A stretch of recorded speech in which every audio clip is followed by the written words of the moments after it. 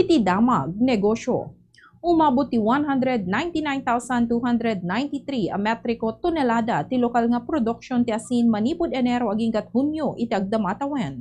Dayta ti pinasingkadan ti Bureau of Fisheries and Aquatic Resources kagiddan ti panangsigurado mayatid dugpay ti produksyon ti pagilian.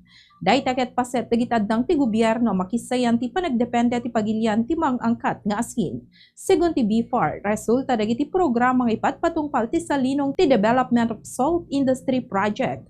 Kagyam dagiti programa abiyagyan ti industriya ti asin papigsaen ti pagbiyagan dagiti komunidad ti kabaybayan ken nagaramid ti adu nga oportunidad ti lokal nga ekonomiya. Ti sukat ti piso kadagiti foreign currencies may basar ti closing transactions ti Bangko Sentral ng Pilipinas ken Bankers Association of the Philippines itang amalem. US dollar 61 pesos and 62 centavos. Singapore dollar 47 pesos and 84 centavos. Hong Kong dollar 7 pesos and 87 centavos. Euro 70 pesos and 69 centavos. Ken Saudi Arabian Rial 16 pesos and 42 centavos. Daytay ti damag negosyo para iti Bombo News and Views.